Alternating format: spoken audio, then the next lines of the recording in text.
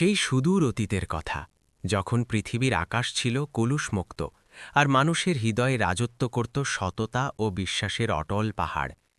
চারদিকে যখন ছলনা আর শঠতার ভিড় বাড়ছিল, ঠিক তখনই এক নিভৃত পল্লীর ধূলিমলিন পথে ফুটে উঠেছিল এক নিঃস্বার্থ বন্ধুত্বের গল্প। এটি কেবল এক দরিদ্র কাঠুরিয়া আর তার বৃদ্ধ পশুর কাহিনী নয়, বরং এটি ছিল লোভের আগুনে পুড়ে যাওয়া ক্ষমতার দম্ভ আর সত্যের আলোকছটায় উদ্ভাসিত এক পবিত্র হৃদয়ের মহাকাব্য, যে গল্পের প্রতিটি পরতে মিশে আছে ধৈর্য, ত্যাগ এবং মানুষের অন্তরের গূঢ় রহস্যের হাতছানি। বহু পুরনো সময়ের কথা, যখন পৃথিবীতে সত্য এবং বিশ্বস্ততার কদর ছিল। এক ছোট গ্রামে এক গরিব কৃষক বাস করত, যার নাম ছিল আরিফ। আরিফের কাছে না ছিল কোনো জমি জায়গা, না ছিল ধনসম্পদ। কেবল একটি ছোট ভাঙাচোরা ঘর ছিল আর একটি বুড়ো গাধা, যার নাম ছিল সাফওয়ান। আরিফ এবং সাফওয়ানের বন্ধুত্ব সাধারণ বন্ধুত্বের মতো ছিল না। এটি তো সেই সম্পর্ক যা বছরের পর বছরের বিপদ, ক্ষুধা এবং কঠোর পরিশ্রমে উজ্জ্বল হয়ে সোনায় পরিণত হয়েছিল। আরিফ তার গাধার সাথে এমনভাবে কথা বলত, যেমন কেউ তার আপন ভাইয়ের সাথে কথা বলে। নিজের মনের সব গোপন কথা, সব দুঃখ, সব আকাঙ্ক্ষা সে সাফওয়ানকে শুনিয়ে দিত। গ্রামের লোক প্রায়ই হাসাহাসি করে বলতো, দেখো, আরিফের দারিদ্র্যে মাথা খারাপ হয়ে গিয়েছে, সে গাধার সাথে কথা বলছে। কিন্তু আরিফের এসব কথায় কোনো ভ্রুক্ষেপ ছিল না। তার পৃথিবীতে সাফওয়ানই ছিল তার সব কিছু, পরিবারও, বন্ধুও এবং সম্পদও। এক মনোরম বসন্তের সকালে আরিফ তার ক্ষেতে লাঙল চালাচ্ছিল। সাফওয়ান ধীরে ধীরে লাঙল টানছিল। হঠাৎ লাঙলের ফালা কোনো শক্ত জিনিসের সাথে ধাক্কা খেল। সাফওয়ান থেমে গিয়ে এক অদ্ভুত আওয়াজ করল, যেন তার মালিককে সাবধান করছে। আরিফ সাথে সাথে লাঙল ছেড়ে দিল এবং নিজের হাতে মাটি খুঁড়তে শুরু করল।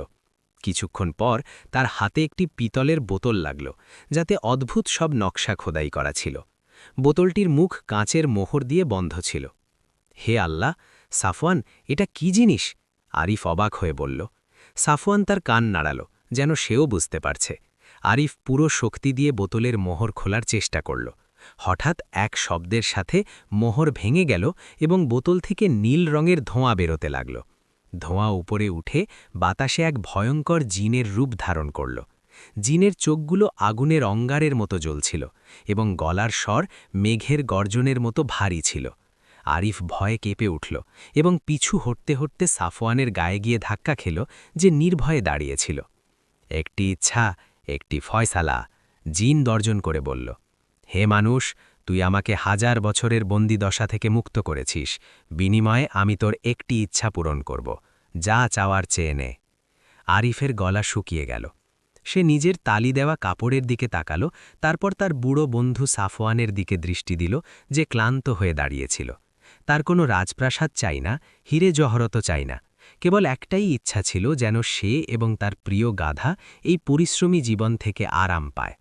আরিফ গভীর শ্বাস নিল এবং বলল, হে জিন, আমার একটাই ইচ্ছা, আমার এই গাধা যখনই হাঁটবে তার পায়ের নিচে সোনার মুদ্রা বেরোবে, তাহলে আর আমার ক্ষেতে লাঙল চালানোর দরকার হবে না।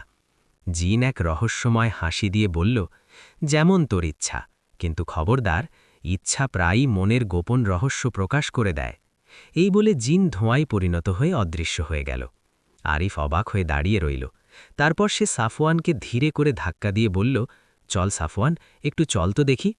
সাফওয়ান এক কদম বাড়াল, তারপর দ্বিতীয় কদম, আর হঠাৎ তার পায়ের নিচ থেকে এক চকচকে সোনার মুদ্রা শুকনো মাটিতে ঝন শব্দ করে পড়ল।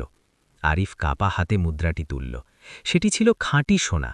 সে খুশিতে চিৎকার করে উঠল এবং সাফওয়ানকে জড়িয়ে ধরল। কিন্তু বেচারা আরিফ জানত না যে এই সাধারণ ইচ্ছাটি তার পুরো জীবনকে উলটপালট করে দেবে। সন্ধ্যের সময় যখন আরিফ নিজের কুঁড়ে ঘরে ফিরে এলো, খুশিতে তার পা মাটিতে পড়ছিল না। সে সাফওয়ানকে ধীরে ধীরে নিয়ে আসছিল এবং প্রতি কয়েক কদমে সোনার মুদ্রার ঝনঝন আওয়াজ আসছিল। সে সব মুদ্রা তার পুরনো টুপিতে জমা করল এবং জোরে হাসল। পরদিন সূর্যোদয়ের আগেই আরিফ উঠে পড়ল। কিছু সোনার মুদ্রা পকেটে নিয়ে সে বসরার বাজারের দিকে রওনা হল। সে তাজা ফল, সুগন্ধি রুটি এবং পানির কিনল। তারপর কাপড়ের দোকান থেকে একটি নতুন কুর্তা কিনল। কিন্তু সবচেয়ে বেশি টাকা সে খরচ করল খাবারের দোকানে, সাফওয়ানের জন্য খাঁটি জবের এক বড় বস্তা এবং তাজা আপেল। বাজারের মানুষ অবাক হয়ে দেখছিল। গরিব আরিফ খাঁটি সোনা দিয়ে দাম মেটাচ্ছে, এটা কিভাবে সম্ভব? মানুষ আরিফের চারপাশে ভিড় জমালো। যে রুটিবালা তাকে সবসময় মেচে যাওয়া শুকনো রুটি ধার দিত, সে কৌতূহল ভরে জিজ্ঞেস করল, আরিফ, এসব কোত্থেকে এলো? তুই কি কোনো গুপ্তধন পেয়েছিস? আরিফ মানুষের কৌতূহলী মুখগুলো দেখল এবং খুশি আর অহংকারের এক ঢেউ তার মনে খেলে গেল। শিশুদের মতো সরলতা আর মনের ভালো মানুষিতে সে তার রহস্য লুকিয়ে রাখতে পারল না। সে উচ্চস্বরে বলল, কোনো গুপ্তধন নয় ভাই, এসব আমার বন্ধু সাফওয়ানের কারিশমা। এটি একটি বরকতময় গাধা। এই বলে সে সাফওয়ানকে সবার সামনে হাঁটিয়ে দেখাল। তৃতীয় কদমে এক চকচকে সোনার মুদ্রা শুকনো মাটিতে ঝন শব্দ করে পড়ল। গ্রামের মানুষের চোখ বিস্ময়ে কপালে উঠল। চারপাশে গুঞ্জন আর হাহাকার ছড়িয়ে পড়ল। এক শিশু দৌড়ে গিয়ে সোনার মুদ্রাটি তুলে তার বাবার দিকে ছুটতে ছুটতে চিৎকার করে বলল, আব্বু, এটা আসল আসল সোনা। সেই মুহূর্তেই খবরটি বনের আগুনের মতো পুরো গ্রামে ছড়িয়ে পড়ল। এখন আর কেউ আরিফকে বোকা বলতো না। সবার চোখে সে সোনার গাধার মালিক আরিফ হয়ে গেল। এই খবর মুখে মুখে অঞ্চলের শাসনকর্তা হামজা বিন জায়েদের কানে পৌঁছল।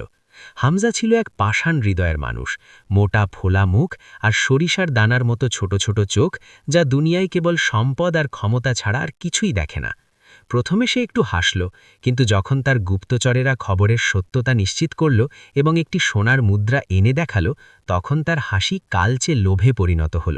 তার চোখে শয়তানি চমক ফুটে উঠল এবং সে বিড়বিড় করে বলল, গাধা যে সোনা দেয়, এই গুপ্তধন কোনো বোকা কৃষকের কাছে কিভাবে থাকতে পারে? এর জায়গা সুলতানের প্রাসাদে, আর একটা অংশ আমার ভাণ্ডারে। সেদিন রাতে যখন আরিফ পরম শান্তিতে ঘুমাচ্ছিল এবং স্বপ্নে নিজের নতুন সচ্ছল জীবন দেখছিল, তখন চুরির উদ্দেশ্যে কিছু পদক্ষেপ আরিফের কুঁড়ে ঘরের দিকে এগিয়ে আসছিল। অন্ধকারে সন্দেহজনক কিছু ছায়া হামাগুড়ি দিচ্ছিল। হামজার লম্বা ছায়া কাঠের দরজার ওপর পড়ল। তার লোভী নজর ছোট সেই আস্তাবলের দিকে আটকে ছিল, যেখানে সাফওয়ান শান্তভাবে দাঁড়িয়েছিল, নিজের ভাগ্য সম্পর্কে সম্পূর্ণ বেখবর। রাত ছিল শান্ত ও পরিষ্কার। চাঁদ গাছের লম্বা ছায়া মাটিতে ফেলছিল। হামজা আর তার দুই সিপাহী পা টিপে টিপে চলছিল যাতে কোনো শব্দ না হয়। তাদের লক্ষ্য ছিল স্পষ্ট, আরিফের সেই সাধারণ কুঁড়ে ঘর। সেখানে কোনো প্রাচীর ছিল না যা কুঁড়ে ঘরকে ঘিরে রাখে, না ছিল কোনো পাহারাদার যে পাহারা দেবে। আসলে এমন মানুষের ঘরে চুরির কথা কেই বা ভাবত, যার কাছে কিছুই ছিল না? ধীর এক আওয়াজের সাথে এক সিপাহী আস্তাবলের দুর্বল কাঠের দরজা খুলে দিল। সাফওয়ান শব্দ শুনে চমকে উঠল, কিন্তু একটি মোটা হাত সাথে সাথে তার মুখ বন্ধ করে দিল। সে কোনো শব্দ করার আগেই তাকে ধরে ফেলা হলো।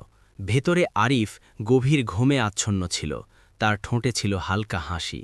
সে স্বপ্ন দেখছিল সবুজ চারণভূমির, যেখানে সে তার বন্ধুর সাথে দৌড়াচ্ছে এমন এক আকাশের নিচে যেখান থেকে কেবল সুখ ঝরে পড়ছে। সে জানতেই পারল না যে তার একমাত্র সম্পত্তি চুরি হয়ে অন্ধকারে বিলীন হয়ে গিয়েছে। পরদিন সকালে আরিফ সতেজ মনে ঘুম থেকে উঠল। তার হাতে ছিল একটি লাল আপেল, যা সে বিশেষ করে তার বন্ধুর জন্য কিনেছিল। সে কুঁড়েঘর থেকে বের হয়ে খুশিতে ডাকল, শুভ সকাল সাফওয়ান। কিন্তু আস্তাবল খালি ছিল এবং দরজাটি ভেঙে পড়েছিল। আরিফের শিরদাঁড়া দিয়ে হিমস্রোত বয়ে গেল। আপেলটি তার হাত থেকে পড়ে গেল। সে আস্তাবলের দিকে দৌড়াল। তার বুক যুদ্ধের ঢাকের মতো কাঁপছিল। সাফওয়ান, সাফওয়ান, কোথায় তুমি? আমার বন্ধু! সে চিৎকার করে ডাকল, কিন্তু উত্তরে কেবল নিজের বিষণ্ণ গলার প্রতিধ্বনি শুনতে পেল। সেই সময় হামজা দ্রুত রাজধানীর দিকে যাচ্ছিল। তার সিপাহীরা সাফওয়ানকে টেনে হিঁচড়ে নিয়ে যাচ্ছিল, যে নিজের সামান্য শক্তি দিয়ে বাধা দেওয়ার চেষ্টা করছিল। প্রতিটি কদম যা বেচারা ক্লান্ত গাধাটিকে জোর করে হাঁটানো হচ্ছিল, হামজার চোখ লোভে জ্বলজ্বল করে উঠছিল। সে দেখছিল কিভাবে সোনার মুদ্রাগুলো মাটির রাস্তায় পড়ে যাচ্ছিল। সুলতানের রাজদরবারে সুলতানের প্রাসাদ ছিল এক সুউচ্চ ইমারত, সাদা পাথর দিয়ে তৈরি, যা উঁচু বুরুজ দিয়ে ঘেরা ছিল। হামজা সুলতানের সামনে দাঁড়াল। সুলতান মুস্তফা ছিল এক রোগা মানুষ, লম্বা দাড়ি আর সরু চোখের অধিকারী, যাতে সীমাহীন লোভ ফুটে উঠত। হামজা এত বেশি নিচু হল যে তার নাক মাটি ছুঁয়ে গেল। চাটুকারিতা মিশ্রিত স্বরে সে বলল, সুলতান আলম, আমি আপনার খেদমতে এমন এক মোজেজা এনেছি যা চোখ আগে কখনো দেখেনি। এই উপহার কেবল আপনার মহত্বের উপযুক্ত। সুলতান রুক্ষ স্বরে বলল, দেখাম আমাকে সেই মোজেজা। হামজা সাফওয়ানকে রাজদরবারে নিয়ে এলো। উপস্থিত সবার বিস্ময়ের মাঝে সে গাধাটিকে চকচকে মার্বেল পাথরের ওপর হাঁটাল। প্রতি কদমে সোনার ঝনঝন শব্দ দরবারে প্রতিধ্বনিত হতে লাগল এবং চকচকে মুদ্রা পেছনে জমা হতে থাকল। সুলতানের চোখ ছানা বড়া হয়ে গেল। তারপর তার দৃষ্টি তীব্র লোভে পরিণত হল। এই গাধা আমার! সুলতান চিৎকার করে উঠল। তারপর সে অবজ্ঞার সাথে হামজার দিকে ইশারা করে রূপোর এক ছোট থলি তার দিকে ছুড়ে দিয়ে বলল, এই নে তোর পুরস্কার, এখন আমার নজর থেকে দূর হ। এবং সাথে সাথে তার রক্ষীদের নির্দেশ দিল, এই জানোয়ারটিকে রাজকীয় আস্তাবলে নিয়ে যাও। 10 জন খাদেম নিয়োগ করো যারা দিন-রাত সোনা সংগ্রহ করবে, একটি মুদ্রাও যেন নষ্ট না হয়। সাফওয়ানকে তার নতুন সোনালী খাঁচায় নিয়ে যাওয়া হলো। সেখানে লোভীরা তাকে ঘিরে ধরল। তাদের চোখে সে ছিল কেবল সম্পদ তৈরির এক মেশিন। এদিকে আরিফ তার গ্রামে একা হয়ে গেল। সে পাগলের মতো খেতে ঘুরে বেড়াত, সাফওয়ানের নাম ধরে ডাকত, কিন্তু কোনো উত্তর আসত না। তার সোনালী ইচ্ছা এক অন্ধকার দুঃস্বপ্নে পরিণত হয়েছিল। বাদশাহের প্রাসাদে সোনার জ্বর ছড়িয়ে পড়ল।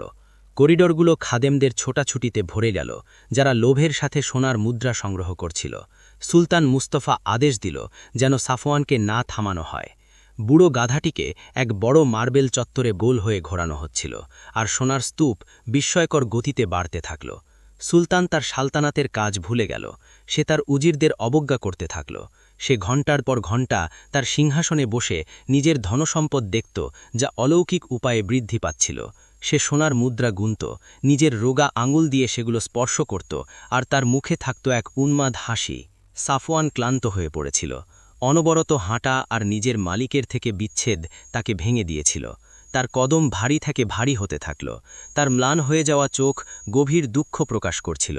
দড়িগুলো তার চামড়া ছিলে ফেলেছিল। কেউ তাকে খাবার বা জল দিল না। তাদের কাছে কেবল তার থেকে ঝরে পড়া সোনাগুলোই গুরুত্বপূর্ণ ছিল। তৃতীয় দিনের শেষে জাদু তার অন্য রূপ দেখাল। আরিফের ইচ্ছা পবিত্র ছিল, কিন্তু সুলতানের লোভ অপবিত্র ছিল। হঠাৎ যখন এক খাদেম নিচু হয়ে নতুন পড়া একটি মুদ্রা তুলতে গেল, সে ভয়ে চিৎকার করে উঠে মুদ্রাটি মাটিতে ফেলে দিল। এটি চকচকে সোনার মুদ্রা ছিল না, বরং কালো প্রাণহীন ধাতুর টুকরো, যা থেকে গন্ধকের মতো দুর্গন্ধ বের হচ্ছিল। শীঘ্রই সাফওয়ানের থেকে ঝরে পড়া সব নতুন মুদ্রা এই অভিশপ্ত কালো ধাতুতে পরিণত হতে লাগল। শুধু তাই নয়, আগে সংগ্রহীত বিশাল সোনার স্তূপও ধীরে ধীরে নিজের উজ্জ্বলতা হারাতে লাগল। রং সূর্যের দীপ্তি থেকে কয়লার মতো কালো হয়ে গেল। বিষাক্ত দুর্গন্ধ পুরো প্রাসাদে ছড়িয়ে পড়ল। এমনকি রক্ষী আর খাদেমরাও কাশতে শুরু করল এবং তাদের চোখে জল এসে গেল। উন্মাদ সুলতান তার সিংহাসন থেকে লাফ দিয়ে সোনার দিকে দৌড়াল। সে নিজের হাত দিয়ে তাকে স্পর্শ করল। এটি পাথরের মতো ঠান্ডা আর খসখসে ছিল, যদিও আগে ছিল উষ্ণ আর নরম। এটা কি অভিশাপ! আমার সোনার কি হলো? রাগে সে চিৎকার করে উঠল। সে তার খাদেমদের গালি দিল, রক্ষীদের মারধর করল, কিন্তু কেউ সেই কালো ধাতুকে পুনরায় উজ্জ্বল করতে পারল না। যে প্রাসাদ সোনার চমকে আলোকিত ছিল, এখন এক অন্ধকার জায়গায় পরিণত হল, যেখানে পচন আর হতাশার গন্ধ ছড়িয়েছিল। প্রাসাদবাসীদের মনে অস্থিরতা দানা বাঁধল। উজিররা এই পরিবর্তনের রহস্য নিয়ে ভাবতে লাগল। খাদেমরা নিজেদের মধ্যে গুঞ্জন শুরু করল যে এই গাধা কোনো মুজেজা নয়, বরং এক লানত বা অভিশাপ, যা তাদের সুলতানের লোভের কারণে এসেছে। খাদেমরা কালো ধাতু সংগ্রহ করা বন্ধ করল। সাফওয়ানকে চত্বরে একা ফেলে রাখা হলো, ক্ষুধার্ত, ক্লান্ত, আর তার চারপাশে মৃত সোনার স্তূপ, যা লোভের স্বপ্নের ধ্বংসের সাক্ষ্য দিচ্ছিল। নিজের রাগ আর হতাশার মাঝে সুলতান সেই ক্লান্ত গাধাটির দিকে তাকাল। নিজের কাঁপতে থাকা আঙুল দিয়ে ইশারা করে চিৎকার করে উঠল, এসবই ওই বোকা কৃষক আর তার অলক্ষণী গাধার কারণে হয়েছে। সে আমাকে ধোঁকা দিয়েছে। ওকে এক্ষুনি আমার সামনে নিয়ে আসো। সুলতানের নির্দেশে একদল অশ্বারোহী বের হল। ধুলো উড়িয়ে তারা আরিফের গ্রামের দিকে রওনা দিল। এই সওয়াররা আর সোনা আনতে যাচ্ছিল না, বরং সেই ব্যক্তিকে ধরতে যাচ্ছিল যার সরলতা লোভের শয়তানকে জাগিয়ে দিয়েছিল। এখন সে তার নিষ্পাপ ইচ্ছার ভারী মূল্য দিতে যাচ্ছিল। আরিফ কয়েকদিন গ্রামে ভূতের মতো ছিল। ফ্যাকাশে মুখ, কোটরগত চোখ। সে খালি খেতে ঘুরে বেড়াত, খালি আস্তাবলে বসে থাকত, আর অনুভব করত যেন তার আত্মা তার থেকে কেড়ে নেওয়া হয়েছে। সোনা তাকে ভাবিত করছিল না। সেই চকচকে মুদ্রাগুলো সাফওয়ানের বন্ধুত্বপূর্ণ আওয়াজ বা তার উষ্ণ উপস্থিতির তুলনায় মূল্যহীন ছিল। যখনই তার নিজের সরলতার কথা মনে হতো, যে কিভাবে সে সবাইকে নিজের রহস্য বলে দিয়েছিল, এক দমবন্ধকারী অনুভূতি তাকে আঁকড়ে ধরত। এক জ্যোৎস্না রাতে যখন সে তার ছোট কুঁড়েঘর থেকে আকাশ দেখছিল, সে সিদ্ধান্ত নিল সে এভাবে থাকতে পারে না। সাফওয়ান কেবল একটি গাধা ছিল না, সে ছিল তার বন্ধু, তার জীবনসঙ্গী। সে তাকে লোভীদের হাতে বন্দী অবস্থায় ছেড়ে দিতে পারে না। হতাশা আর আশায় ভরা মন নিয়ে সে কিছু শুকনো রুটি বেঁধে পায়ে হেঁটে রাজধানীর দিকে রওনা দিল। অনেক দিন আর অনেক রাত সে হাঁটল, তার পা ফুলে গেল, ঠোঁট ফেটে গেল, কিন্তু তার হৃদয় তাকে সামনে ঠেলতে থাকল। অবশেষে সে শহরের উঁচু প্রাচীরের কাছে পৌঁছাল। দূর থেকে সুলতানের প্রাসাদ নজরে এলো, যা এক মজবুত দুর্গের মতো লাগছিল। এক অনস্ত্র কৃষক এই জায়গায় কিভাবে ঢুকতে পারে? সে অন্ধকার হওয়ার অপেক্ষা করল, তারপর সতর্কতার সাথে প্রাচীরের চারপাশে ঘুরতে লাগল কোনো পথ খোঁজার জন্য। সে দেখল যে পেছনের দরজা দিয়ে এক খড়ের গাড়ি ভেতরে ঢুকছে। দ্রুত সে নিজেকে গাড়ির সাথে মিশিয়ে নিল এবং খড়ের স্তূপের নিচে লুকিয়ে পড়ল। এভাবে সে ভেতরে পৌঁছে গেল। প্রাসাদের ভেতরটা বিশৃঙ্খলায় পূর্ণ ছিল, সব দিক থেকে দুর্গন্ধ আসছিল। রক্ষী আর খাদেমদের মুখ ফ্যাকাশে আর চিন্তিত ছিল। আরিফ নিজের অনুভবের ওপর ভরসা করে জমকালো হলঘরগুলোকে উপেক্ষা করে রাজকীয় আস্তাবলের দিকে এগোল। মনে মনে দোয়া করছিল যেন তার বন্ধু সেখানে থাকে।